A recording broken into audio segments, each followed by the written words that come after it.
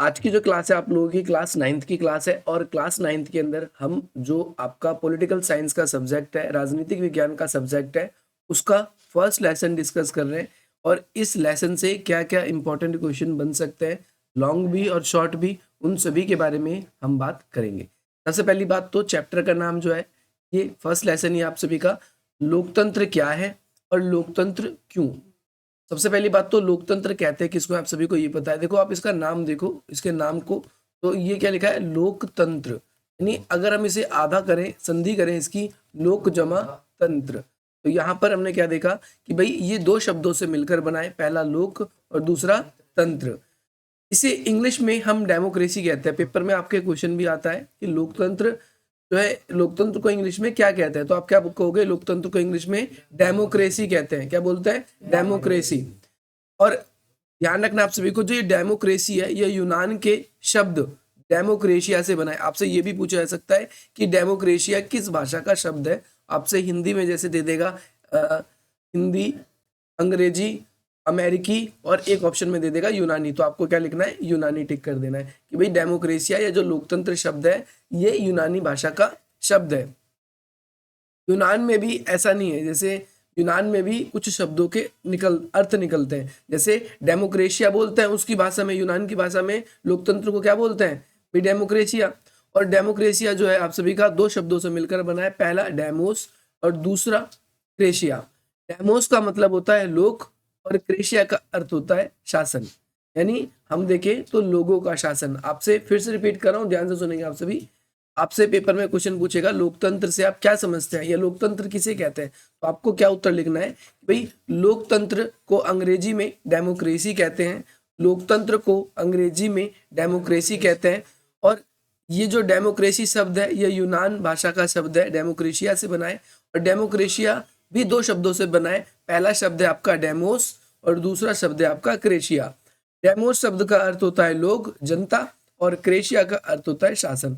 इस तरीके से लोकतंत्र या डेमोक्रेसी का जो अर्थ है, हम ये समझते हैं कि ये लोगों का शासन होता है, ये लोगों का या जनता का शासन होता है, लोगों का या फिर हम क्या कहेंगे, जनता का शासन।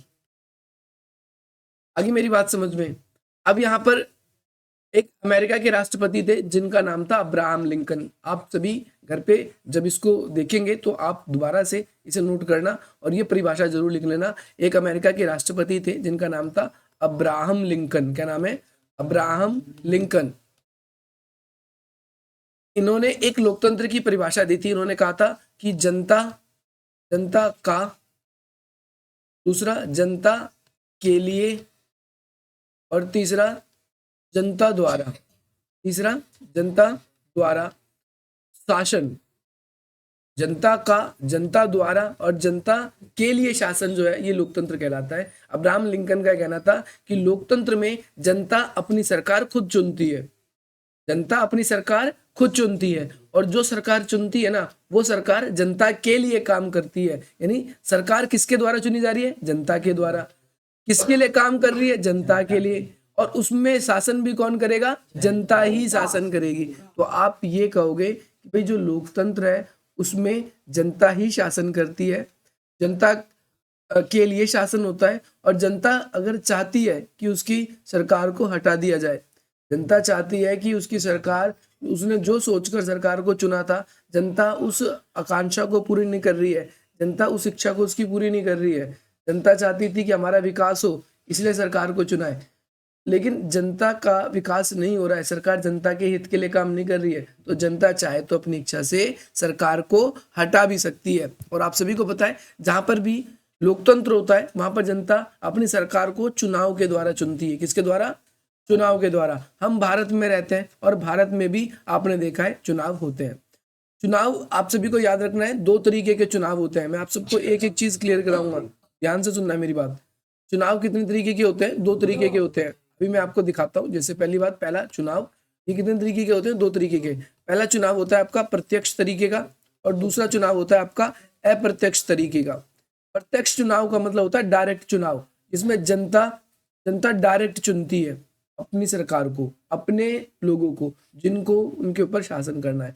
और कुछ ऐसे चुनाव होते हैं जिनमें जनता अप्रत्यक्ष मतलब इनडायरेक्ट वे में, जनता नहीं चुनती, जनता ने जिन्हें चुना है वो लोग जाकर आगे चलकर चुनेंगे। जैसे आपने कभी राष्ट्रपति का वोट नहीं डाला होगा, आपको पता ही नहीं आप केवल विधायकों को, आप किस किस को जनता किस किस को चुनती है। एक तो देखो विधानसभा के चुनाव होते हैं, विधानसभा, एक होता है आप सभी का जिसे बोल देते हैं हम लोकसभा,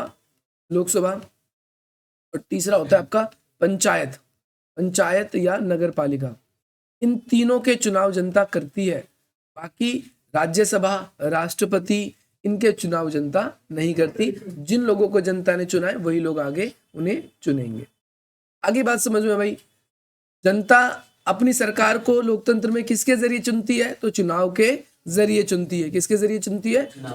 भाई अलग अलग देश में लोकतंत्र है, जैसे भारत में भी, अमेरिका में भी है। तो भारत में जो चुनाव होते हैं वो अधिकतर कितने वर्ष के लिए होते हैं? 5 वर्ष के लिए होते हैं।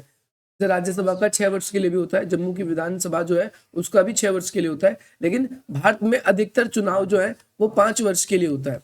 लेकिन अमेरिका की बात करते हैं तो अमेरिका में 4 वर्ष के लिए होता है। तो अलग अलग देशों में चुनाव के लिए उन्होंने अलग अलग वर्ष निर्धारण कर रखे हैं। तो आपसे कोई पूछेगा लोकतंत्र क्या है, तो आप क्या बोलोगे? लोकतंत्र शासन का वह रूप है जिसमें जनता अपने शासकों को यानी अपनी सरकार को खुद चुनती है। अब्राहम लिंकन के अनुसार भाई लोगों के लिए, लोगों की और लोगों के द्वारा चलाने वाली शासन ही अब से लोकतांत्रिक व्यवस्था कहलाती है। आपसे पेपर में पूछा जा सकता है। अब तक मैंने मोस्ट इंपॉर्टेंट क्वेश्चन बताऊं तो मैंने आपको 2 क्वेश्चन बताए। पहला क्वेश्चन आप सभी का, अब्राहम लिंकन ने लोकतंत्र को कैसे परिभाषित किया है? तो आप बोलोगे जनता का, जनता के द्वारा और जनता के लिए शासन ही क्या कहलाता है? लोकतंत्र कहलाता है। दूसरा मैंने आपको बताया कि जो लोकतंत्र शब्द से इंग्लिश में क्या बोलते हैं? डेमोक्रेसिया बोलते हैं, डेमोक्रेसी बोलते हैं। और ये यूनानी शब्द जो है डेमोक्रेसिया से बना है। और यूनान में भाई 2 शब्द है, पहला शब्द है डेमोस का अर्थ होता है लोग, और क्रेसिया का अर्थ होता है शासन। अब देखो शासन की 3 तरह की व्यवस्था होती है, ध्यान से सुनना। मैं आपको एक और चीज क्लियर कराता हूँ यहाँ पर, क्योंकि आपको बड़ा दिक्कत तो देगा नहीं तो आगे। पहला, लोकतंत्र। पूरी दुनिया में सबसे अच्छी शासन व्यवस्था लोकतंत्र मानी जाती है। इसके बाद में लोकसभा नहीं, लोकतंत्र। इसके बाद में होता है एक राजतंत्र, और तीसरा आपका क्या होता है जिसे बोलते हैं हम तानाशाह। क्या होता है तीसरा? तानाशाह। 3 तरह की शासन व्यवस्था होती है। पहला आपने देखा लोकतंत्र, दूसरा आपने देखा राजतंत्र, और तीसरा आपने देखा तानाशाह। लोकतंत्र कैसी शासन व्यवस्था होती है? इसे अच्छा क्यों माना जाता है? क्योंकि इसमें लोगों के अधिकार सुरक्षित होते हैं। जनता अपनी सरकार को खुद चुनती है, और सरकार जनता के हिसाब से काम नहीं करेगी तो जनता के पास ये अधिकार होगा कि जनता अगली बार सरकार को क्या कर सकती है? हटा सकती है, या उसे चुनेगी ही नहीं। जहां राजतंत्र होगा वहां ऐसा नहीं होता। वहां पर जनता के जो अधिकार हैं वो इतने ज्यादा सुरक्षित नहीं रहते। राजा जैसा चाहे वैसा नियम बना देगा, जनता को वो नियम मानने भी पड़ेंगे। राजा का पद उसके बाद उसका पुत्र लेगा, उसके बाद उसका पुत्र लेगा, यानी उसी वंश से होगा। जनता अपनी इच्छा से नहीं चुन सकती। अब जब जनता अपनी इच्छा से चुन भी नहीं सकती तो जनता अपनी इच्छा से हटा भी नहीं सकती। तानाशाह में क्या होता है? जो भी व्यक्ति तानाशाही होता है उसको अगर किसी ने मार दिया, उसको अगर किसी ने क्या कर दिया? मार दिया, तो उसकी जगह पर कोई और शासक जो है वो बन सकता है। तो ये तीनों शासन व्यवस्थाएं आपको पता चल गई। लोकतंत्र होता है, राजतंत्र होता है, और तानाशाही। तानाशाही में सिंपली आप लोगों के लिए ये था कि भाई जब तक वो तानाशाह जिंदा रहेगा तो वो तानाशाह क्या करेगा? जब तक जिंदा रहेगा वो राजा रहेगा, या एक तरीके से वो शासन की बागडोर संभालेगा। जैसे ही वो मर जाएगा अगला, या फिर उसको जो मार देगा वो अगला तानाशाह बन जाएगा। ध्यान रखना, आपसे इसके एग्जाम्पल पूछता है देशों में, किस देश में तानाशाही शासन व्यवस्था है, किस देश में राजतंत्र है, किस देश में लोकतंत्र है। तो इसके बारे में भी हम बात करेंगे। ये आपको पहले क्लियर होना चाहिए। सबसे पहले विश्व में कुछ अलोकतांत्रिक शासन व्यवस्थाओं के उदाहरण। अलोकतांत्रिक व्यवस्था का मतलब होता है जहां लोकतंत्र नहीं है, जहां पर लोकतंत्र नहीं है। सबसे पहले मैक्सिको के बारे में बताया गया आपकी बुक में। 1930 के बाद से वर्ष 2000 वर्ष तक हर चुनाव में PRI, ये पार्टी का नाम है। आपसे पूछा जा सकता है मैक्सिको की पार्टी, तो आप क्या बोलोगे? ये PRI। ध्यान रखना है, इसका नाम क्या है आप सभी का? Institutional revolutionary party. क्या नाम है? इंस्टीट्यूशनल, आई पहले नाम आएगा इसका, फिर रिवोल्यूशनरी, फिर पार्टी। पीछे से इसका नाम चल रहा है, आगे से नाम नहीं है, पीछे से नाम है। ये अगर आप देखोगे तो 70 सालों तक केवल और केवल, आपसे ऐसे भी क्वेश्चन पूछा जा सकता है, मैक्सिको में 70 सालों तक किस पार्टी ने राज किया? तो आप क्या बोलोगे? PRI नाम की पार्टी है ना। आप बोलोगे इंस्टीट्यूशनल रिवोल्यूशनरी पार्टी, ये नाम है, इसी यही जीतती थी। इसके बाद में सन 2015 में सऊदी अरब में वोट देने का अधिकार नहीं था। इन सन 2015 से सभी लोगों को उससे पहले वोट देने का अधिकार नहीं था। तो यानी हमें दो एग्जाम्पल मिल गए अलोकतांत्रिक देश का, पहला मैक्सिको और दूसरा सऊदी अरब। सऊदी अरब का नाम आप सबने सुना ही होगा। तीसरा चीन। चीन एक देश आया है, चीन की संसद को क्वांगकू क्या कहते हैं, रेमनिन ताइवियों दुहाई यानी राष्ट्र संघ, राष्ट्रीय जनसंघ आया था। यानी वहाँ की जो पार्लियामेंट है, संसद, जो चीन की पार्लियामेंट है, चीन की जो संसद है, वहां पर जो है राष्ट्रपति नियुक्त करने का हक जो है सदस्यों को, यानी कौन व्यक्ति संसद में जाएगा, कौन सदस्य संसद में जाएगा, वो व्यक्ति राष्ट्रपति नियुक्त करता है। राष्ट्रपति सोचता है कौन व्यक्ति संसद में जाएगा कौन नहीं। राष्ट्रपति की इच्छा नहीं है कि ये ना जाए तो वो नहीं जाएगा। लेकिन हमारे देश में क्या होता है, लोकतंत्र में हमने जिसको चुन लिया वो जाएगा। अभी हमारे देश में ऐसा नहीं है कि राष्ट्रपति, जो राष्ट्रपति है वो क्या करेगा, किसी को चुनेगा। हमारी जनता जिसको चुनेगी राष्ट्रपति उसे अपॉइंट करवाता है। आगे बात समझ में, राष्ट्रपति उसे अपॉइंट करवाता है, शपथ दिलाता है। चुनती तो जनता है, राष्ट्रपति अपनी मर्जी से नहीं चुनता। लेकिन चीन में ऐसा होता है कि राष्ट्रपति अपनी मर्जी से चुनता है कौन संसद में आएगा कौन संसद में नहीं आएगा। चुनाव लड़ने से पूर्व भी उम्मीदवार को चीनी कम्युनिस्ट दल से मंजूरी लेनी होती है। देखो चीन में एक पार्टी है जिसका नाम है कम्युनिस्ट पार्टी। कौन सी पार्टी है, कम्युनिस्ट पार्टी, कम्युनिस्ट पार्टी। और जो मैक्सिको थी वहां पर कौन सी पार्टी थी आपकी, PRI, है ना। आई का मतलब क्या होता था, इंस्टीट्यूशनल रिवोल्यूशनरी पार्टी, ये पार्टी का नाम था। पाकिस्तान, पाकिस्तान भी किसका एग्जाम्पल है कि पाकिस्तान में भी लोकतंत्र नहीं था। पाकिस्तान का एक सेना अध्यक्ष था जिसे जनरल बोलते हैं, परवेज मुशर्रफ। उसने 1999 में सैनिक तख्ता पलट की अगुवाई की और सन 2002 में लीग कॉन्फ्रेंस जो है फ्रेमवर्क ऑर्डर के जरिए पाकिस्तान के संविधान को बदल डाला। यानी वो खुद ही वहां का क्या बन जाता है, सैनिक शासन व्यवस्था यहाँ पर शुरू हो जाती है। आप क्या कहोगे, सैनिक शासन। और ये सैनिक शासन कहाँ पर शुरू हुआ है, आपसे पेपर में पूछा जा सकता है, पाकिस्तान में। पाकिस्तान के अलावा एक देश और है जिसका नाम है म्यांमार। ये भी नाम याद रखना है, हमारा पड़ोसी ही देश है म्यांमार, बांग्लादेश के ऊपर है। वहां पर भी सैनिक तंत्र अभी वर्तमान समय में है। तो सैनिक तंत्र के बारे में पूछा जा सकता है। कम्युनिस्ट पार्टी के बारे में पूछा जा सकता है, कम्युनिस्ट पार्टी किस देश में है, तो आप बोलोगे चीन में। PRI पार्टी किस देश में है, तो आप क्या बोलोगे, PRI पार्टी मैक्सिको में। इसके अलावा एक जिम्बाब्वे नाम का कंट्री है। जिम्बाब्वे में 1980 के बाद में आपका नाम है जानू PF की पार्टी है, एक व्यक्ति है, इसका नाम है जानू PF, उसकी पार्टी हैगी। और इसका नेता का क्या नाम है, रॉबर्ट आपके मुगाबे, ये नेता का नाम है। वो लगातार शासन करता हुआ आ रहा है, यानी वही जीतता है और कोई नहीं जीतता है। तो आपने ये लोकतंत्र के बारे में पढ़ा कि लोकतंत्र क्या होती है। अब तक आपने ये पढ़ लिया दुनिया में शासन व्यवस्था कितनी तरीके की होती है, कौन कौन से देश है जहां पर लोकतंत्र नहीं है। लोकतंत्र नहीं है तो वहां पर क्या है। अब इसके अलावा मैं आपको बता दूं, एक देश का नाम है, इसका नाम है ब्रिटेन। यहाँ पर राजतंत्र है। क्या है, राजतंत्र है। यहाँ पर संविधान भी है उस देश का, हालांकि लिखित संविधान नहीं है लेकिन संविधान है, कानून है उस देश में, लेकिन राजतंत्र है। तो आपने कई देशों का एग्जाम्पल पढ़ लिया जहां पर क्या है, लोकतंत्र नहीं है। अब भाई लोकतंत्र अच्छा क्यों माना जाता है, पेपर में बहुत इंपॉर्टेंट क्वेश्चन है, ये पेपर में आएगा ही कि लोकतंत्र को अच्छा क्यों माना जाता है, लोकतंत्र की क्या क्या खासियत है, लोकतंत्र की क्या क्या विशेषता है। ये दोनों एक दूसरे से पूरक है। तो पहला पॉइंट आपसे भी ले, यहाँ पर देखो क्वेश्चन इस तरीके से बनेगा, लोकतंत्र का वृहत्तर स्वरूप, यानी लोकतंत्र आजकल इतना बड़ा क्यों हो रहा है, हर एक देश लोकतंत्र को ही क्यों अपना रहा है।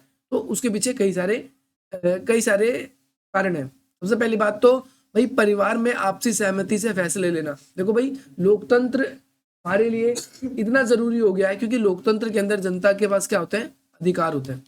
लोकतंत्र में जनता के पास क्या होते हैं, अधिकार। तो जनता अपने हिसाब से सोचती, जनता शासन करेगी, सरकार शासन करेगी। सरकार जनता के हिसाब से शासन नहीं करती तो जनता सरकार को हटा देती है।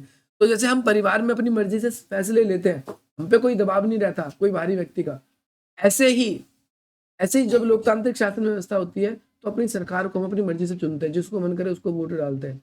हमारे यहाँ पर वोट जब होते हैं ना, वोट चुनाव जब होते हैं तो इसे चुनाव को बोलते हैं गुप्त मतदान। क्या बोलते हैं, गुप्त मतदान। मतदान का मतलब होता है वोट, गुप्त का मतलब होता है किसी को नहीं पता आपके सिवा आपने किसको वोट किया है।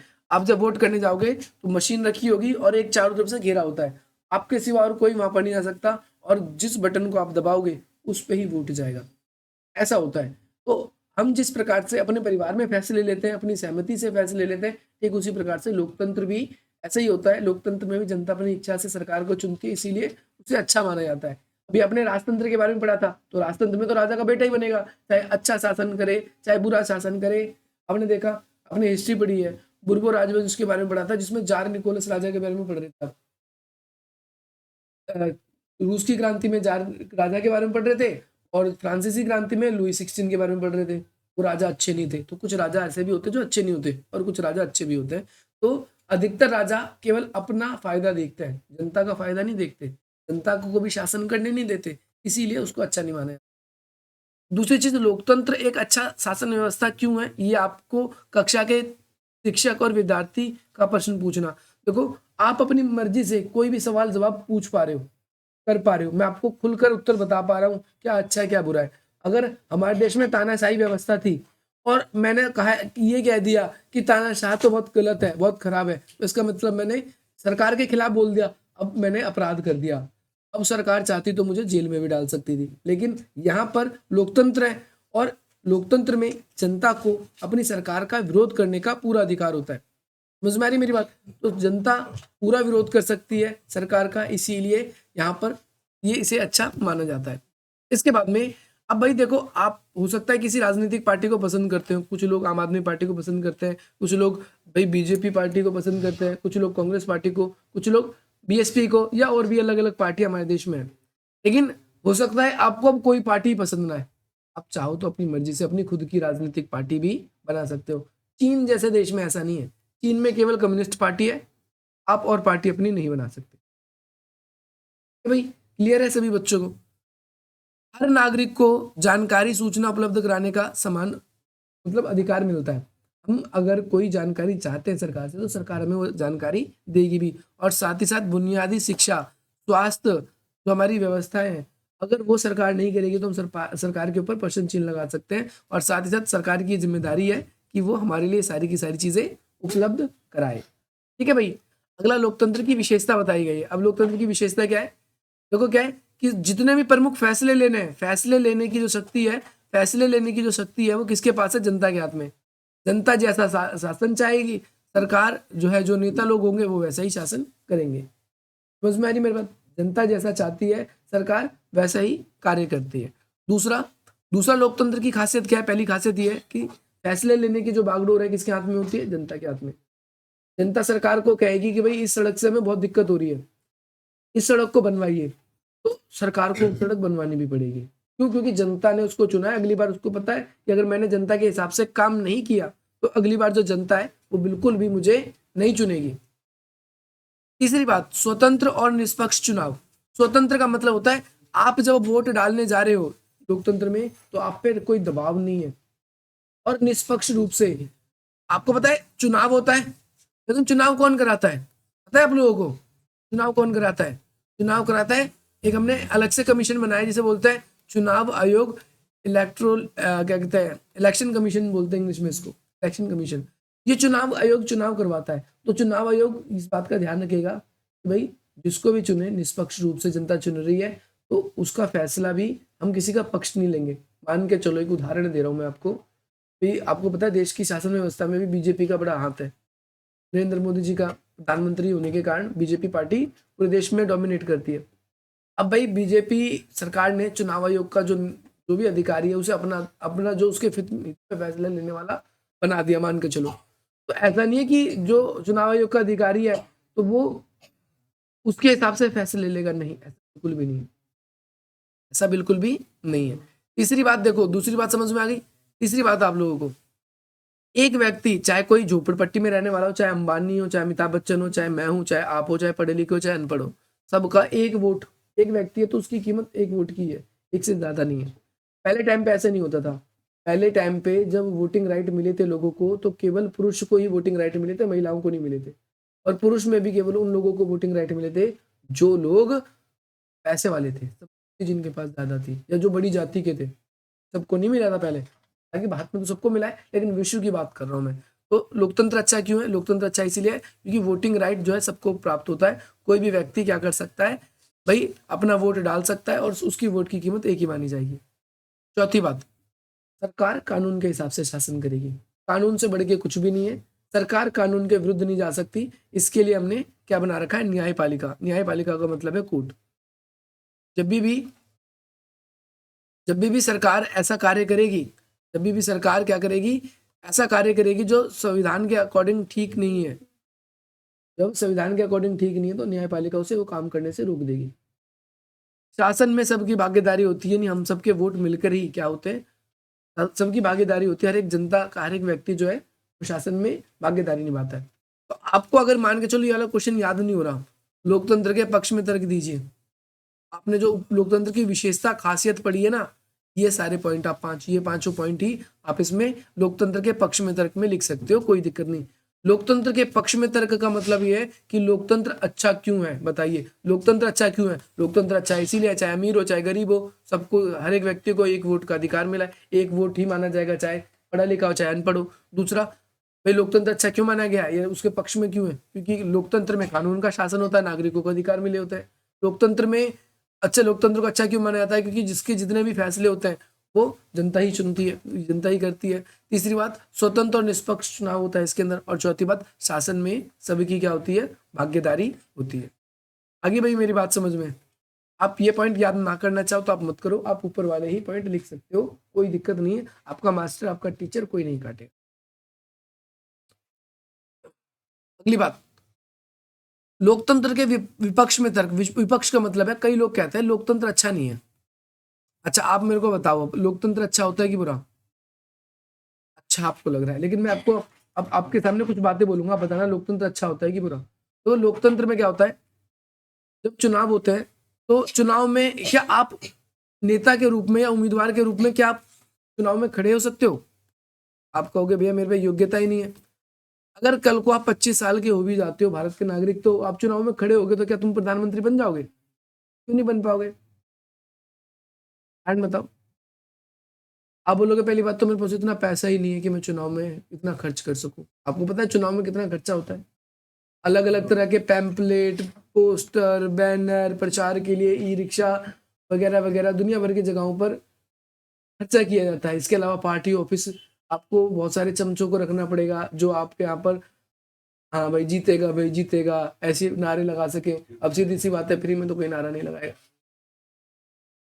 ऐसे खर्च करने पड़ेंगे ना। अब आप देखो, तुम में से ही बता रहे हो 500 मिलते हैं, 300 मिलते हैं, जो भी मिलते हैं, तभी तो लोग पीछे। तो जेब में नोट होने चाहिए चुनाव लड़ने के लिए, हर चीज के लिए खर्चा होता है, झंडे के लिए, टोपी ना, ये पार्टी थोड़ी करके देगी, आपको खुद करना है। आपने क्या देखा कि भाई उम्मीदवार जो है, जो नेता है, आप लोकतंत्र इसे बुरा इसलिए माना जाता है कि लोकतंत्र में भी वर्तमान समय में केवल अमीर लोग ही चुनाव में खड़े होते हैं, गरीब बेचारा हमेशा वोट देता ही रहता है। दूसरी बात, लोकतंत्र में कई बार ऐसा होता है, जनता अपनी इच्छा से सरकार को चुनती है, उम्मीदवार को चुनती है कि ये जनता के लिए काम करेगा, लेकिन कई बार नेता क्या करते हैं, दल बदल देते हैं। चुनाव जीतने से पहले इस पार्टी में थे, देखा जनता तो मुझे सपोर्ट करती है, और वो कुछ ही समय बाद में चुनाव जो है, वो चुनाव जीतने के बाद में उस पार्टी को छोड़ देंगे। अब पार्टी छोड़ने का मतलब ये है, अब उस पद पर दोबारा चुनाव होगा, दोबारा पैसा खर्चा होगा। तो देश के जेब से पैसा निकलता है, देश का पैसा निकलता है जेब से। तो आप ये कह सकते हो कि चुनाव, हर 5 साल में चुनाव होते हैं, हर 5 साल में इतना खर्चा होता है। लोकतंत्र एक ऐसी शासन व्यवस्था है जिसमें बहुत खर्चा होता है, और वो खर्चा किसी फायदे में नहीं होता है। उस पैसे से चाहे तो जनता के हित के लिए सड़कें बनाई जा सकती है, अस्पताल बनाए सकते हैं, स्कूल के एजुकेशनल सिस्टम को अच्छा किया जा सकता है, पंखे हैं तो एसी लगाए जा सकते हैं स्कूलों के अंदर। ऐसी बात है, बहुत खर्चा होता है, छोटा थोड़ा मोड़ा खर्चा नहीं होता भाई, आप लोग कभी सोचो। तो आपने क्या देखा, लोकतंत्र में खर्च भी बहुत ज्यादा होता है। तीसरी समस्या लोकतंत्र के अंदर क्या है, तीसरी समस्या लोकतंत्र के अंदर यह है कि जो अनपढ़ व्यक्ति है ना, चुनाव में उसे आसानी से मूर्ख बना देते हैं। दारू की बोतल, महिलाओं को साड़ी, और साथ ही साथ में 500 का नोट देकर लोगों को अपनी तरफ आकर्षित किया जाता है, और बहुत से लोग ऐसा हो भी जाते हैं। कई बार चुनाव में जात पात का भी नाम लिया जाता है, धर्म का भी नाम लिया जाता है, उससे भी। तो लोकतंत्र में कई जनता ऐसी है जो बहकावे में भी आ जाती है नेताओं के, और बहकावे में आने की वजह से उनको चुन देती है। एक समझदार व्यक्ति, एक पढ़ा लिखा व्यक्ति और एक अनपढ़ व्यक्ति की वोट की कीमत बराबर है। हालांकि दोनों नागरिक है, लेकिन जिस व्यक्ति को राजनीति के बारे में राह भी नहीं पता, जिस व्यक्ति को बहुत कुछ पता है, राजनीति के बारे में जानता है, उस व्यक्ति की वोट की कीमत ज़्यादा होनी चाहिए। क्यों? क्योंकि वो पढ़ा लिखा व्यक्ति, उसे उस चीज़ के बारे में नॉलेज है। और तुम सोच के देखो, एक महिला है, एक उदाहरण दे रहा हूँ मैं आपको, यहाँ पर कोई डिस्क्रिमिनेट नहीं कर रहा, मैं कोई भेदभाव नहीं कर रहा, मैं एक उदाहरण दे रहा हूँ। एक आजकल भारतीय पुरुष में क्या होता है, से किसी की पत्नी होती है, उसने कहा जी हमारे घर से तो बीजेपी को वोट जाता है, बीजेपी को ही वोट देना है। तो महिला को भी बोल देंगे बीजेपी कोई कमल वाले पे वोट गिरी हो, कोई झाड़ू पे वोट गिरता हो तो क्या बोलेगा, झाड़ू पे जाके वोट गिरी और किसी पे मत गिरी हो। पति पहले ही अपनी पत्नी को बोल देता है, पत्नी की कोई इच्छा नहीं होती और पत्नी भी बेचारी आकर वहीं दबा देती। तो यहाँ पर अब ऐसे में क्या हो रहा है, जो व्यक्ति सोच समझ के वोट दे रहा है, जो व्यक्ति सोच समझ के वोट नहीं दे रहा है, बुझ रहे हो कि नहीं। अब एक एग्जांपल दे रहा हूं मैं, अब बीजेपी अच्छा काम कर रही है बुरा काम कर रही है ये तो जनता खुद जानती है, लेकिन अगर एक एग्जांपल लोगे, किसी मुस्लिम से पूछोगे मोदी को पसंद करते हो, बीजेपी को वोट दोगे, सारे मुस्लिम बोलेंगे नहीं, उसको वोट नहीं देंगे, बिल्कुल बिल्कुल मना कर देंगे, बिल्कुल बिल्कुल, किसी से भी पूछ लो ऐसा ही होता है। तो यहाँ पर लोगों की पहले ही धारणा ऐसी बना दी है, चाहे उसने अच्छे काम किए भी हो चाहे उसने अच्छे काम नहीं भी किए हो। तो लोकतंत्र इस वजह से बुरा भी माना जाता है ना भाई। तो देखो आपकी बुक में क्या बताया गया है, बुक में सबसे आसान आसान पॉइंट बताएंगे। देखो चुनाव में बहुत भ्रष्टाचार, चुनाव के बाद में नेता क्या करते हैं, बहुत ज्यादा भ्रष्टाचार भी करते हैं। भ्रष्टाचार का मतलब ये है जनता के लिए विकास के लिए पैसे आए लेकिन उसने कम पैसे खर्च किए और सारे अपने जेब में डाल दिए या खर्च ही नहीं किए। पार्कों में फूल क्यारी माली सब कुछ चल रहा है लेकिन पार्कों में तो मिट्टी उड़ रही है, ऐसा हो सकता है। चुनाव एक महंगी प्रक्रिया है, महंगी प्रक्रिया क्यों, हर आदमी तो उसमें चुनाव में उम्मीदवार के तौर पे खड़ा हो नहीं सकता, आपने देख लिया। इसके बाद में बार बार नेता बदलने की वजह से ना क्या होता है, हमारे देश का बहुत सारा पैसा क्या होता है, बर्बाद हो जाता है। हमारे देश का बहुत सारा पैसा क्या होता है, बर्बाद हो जाता है ना। और कई बार लोकतंत्र में क्या होता है, बहुत ज्यादा नेता होते हैं, लोकतंत्र में क्या होता है, संसद में देखते हैं ना हल्ला गुल्ला मचाने लगते हैं, फैसला लेने की जगह सब मजे ले रहे होते हैं, वो उसको ट्रोल करता है वो उसको ट्रोल करता है ना, ताली बजाने लगता है, कोई जब बैज मेज पर जो उनकी होती है उसको पीटने लगते हैं, कोई उठ के बाहर चला जाता है, वॉकआउट कर देता है। तो इस वजह से उसमें कई फैसले जो लेने चाहिए वो फैसले जनता ले ही नहीं पाती। तो इसी तरीके से हम कह सकते हैं कि लोकतंत्र एक अच्छी व्यवस्था नहीं है। देखो एक सिक्के के दो पहलू होते हैं, एक सिक्के के दो पहलू, आपका नजरिया डिपेंड करता है, आप उसे देखो। वैसे वर्तमान समय में कहूँ लोकतंत्र सबसे अच्छा होता है, ये मेरी पर्सनल राय है। कहीं ये मत सोचना भैया तो उसकी कमी गिनवा रहे थे, नहीं, लोकतंत्र अच्छा है। लोकतंत्र अच्छा क्यों है, सबसे बड़ी बात, दो कारणों से लोकतंत्र अच्छा होता है। पहला कि वहां पर कानून के हिसाब से शासन होता है, दूसरा हर एक व्यक्ति को अधिकार प्राप्त होता है। दो बात ये, इस वजह से लोकतंत्र क्या होता है, ये अच्छा होता है। ये क्वेश्चन आप सभी के अब एमसीक्यू के क्वेश्चन है और वैसे क्वेश्चन है, इस क्वेश्चन को मैं अलग से वीडियो में डिस्कस करूंगा। अगर आपको वीडियो पसंद आएगी तो सब्सक्राइब भी कर देना, ठीक है भाई।